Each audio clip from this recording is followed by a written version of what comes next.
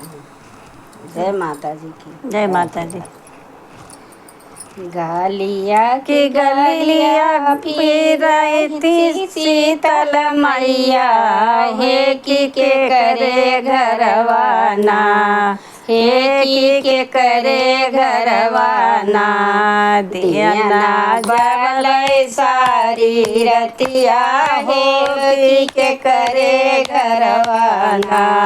दियना जलय सारी रतिया, हे के करे घरवाना। गलिया की गलिया घुमाती शीतला मैया,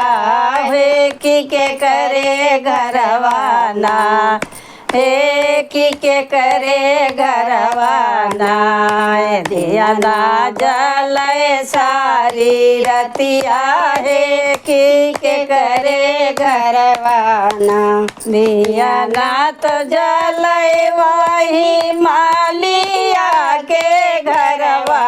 हे की रतिया रतियाना, हे की रतिया रतियाना, गजवा गूंथी के चढ़ावई, हे की रतिया रतियाना, हरवा गूंथी के चढ़ावई, हे की रतिया रतियाना। गलिया की गलिया घूमती शीतला मैया, हे के करे घरवाना, हे के करे घरवाना, दियना जलय सारी रतिया, हो के करे घरवाना, दियना जलत है वही कोहरा के घरवा, हे की रतिया रतियाना, हे की रतिया रतियाना, माई के कलसा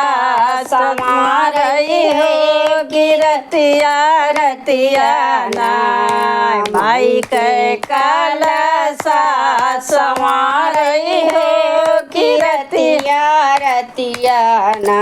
गलिया की गलिया घुमाती शीतला मैया,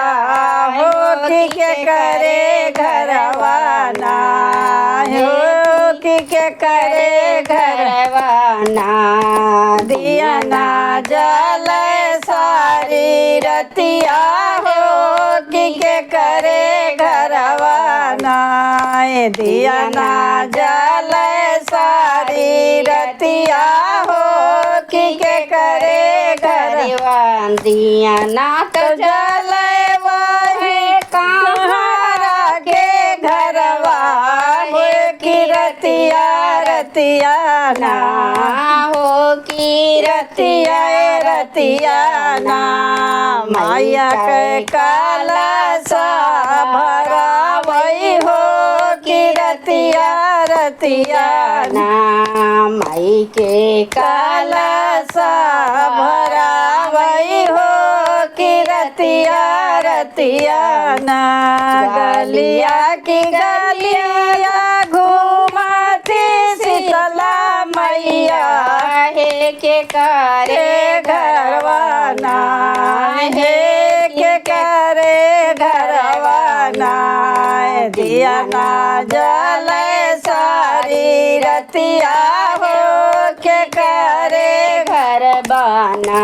दियना तो जलय वही हीरा के घरवा, हो किस रतिया रतियाना, हो की रतिया रतियाना, माई के दहिया चढ़ावई, हो की रतिया रतियाना, माई के दहिया चढ़ावई, हो की रतिया रतियाना,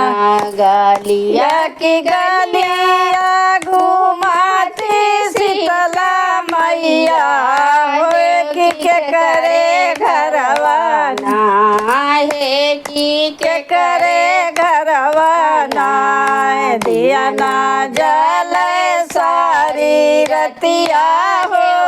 के करे घरवा ना दिया ना जल सारी रतिया हो के करे घरवा ना दिया ना तो जल वही पंडित के घरवा में रतिया रतिया ना हे की रतिया रतिया ना पटते बमिया करावई हो की रतिया रतिया ना माई कहे हो मिया कराम मई हो की रतिया रतिया ना गलिया की गलिया घुमाती शीतला मैया हे की करे घरवा ना